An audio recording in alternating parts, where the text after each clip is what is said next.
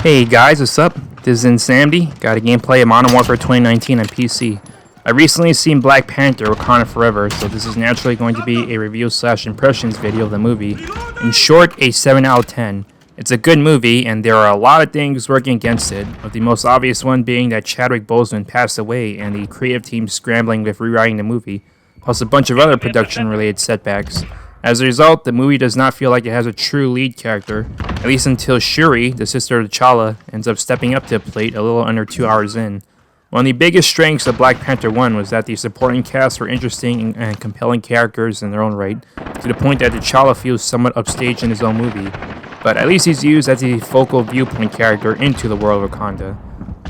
Without a proper lead character in Wakanda Forever, the supporting cast in Black Panther 1 takes center stage, but at times the movie feels like it's struggling in figuring out what to do with them. The movie takes itself pretty seriously, but ends up being unintentionally meta. Wakanda Forever, as a sequel to Black Panther 1, has to figure out what to do with no T'Challa/Black Panther, and likewise, in universe, the Wakandans are trying to figure out how to proceed in the wake of T'Challa's death with no Black Panther or ruler to guide their nation. As a result, the movie is a lot more unwieldy and loose, doing at least 3 things all at once. Serving as a tribute to Chadwick Boseman, which is done very nicely given the central theme of grief, world building with a new civilization called Talokan that is essentially the underwater version of Wakanda as the main focus of its plot,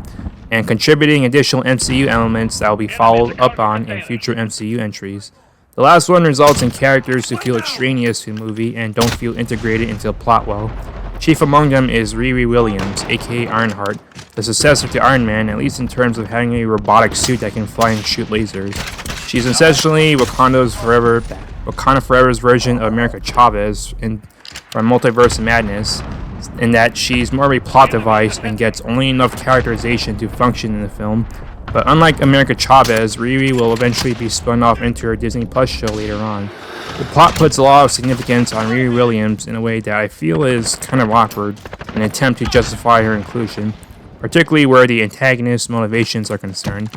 Riri does do her best to help out in at least 2 occasions, so she's a little better than America Chavez in that regard, who's kind of a more of a damsel in distress in Multiverse of Madness, but overall, I feel that Riri Williams is someone that could have been cut for a movie just to streamline it better.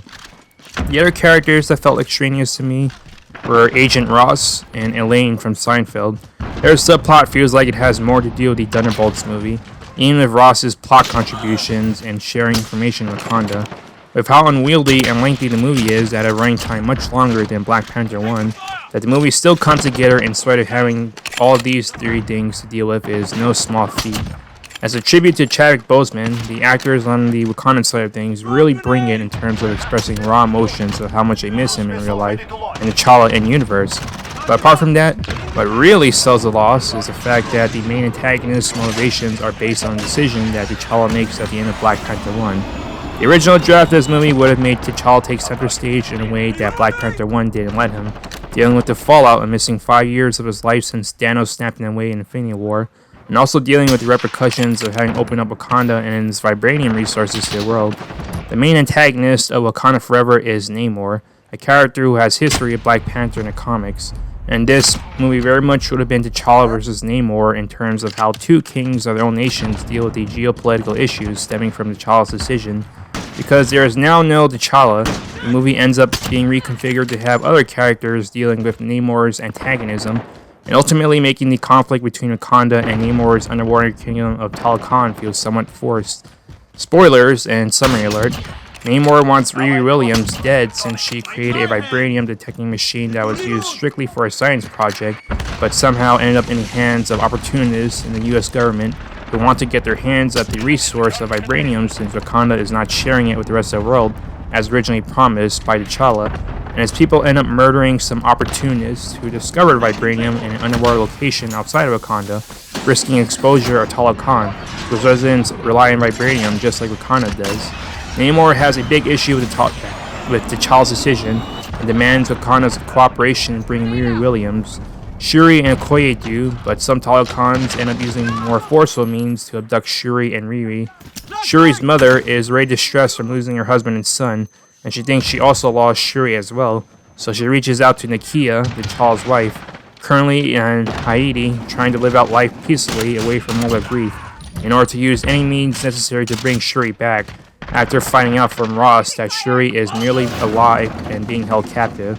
Nakia does so and ends up killing one of the Talokans who is treating Shuri with courteous hospitality, leading to Namor finding out later on and deciding that Wakanda is an enemy, so he decides to wage a surprise attack that ends up killing Shuri's mother, and Shuri finally having enough that she opts to recreate the heart-shaped bird that gives the powers of the Black Panther, and that leading to the final conflict.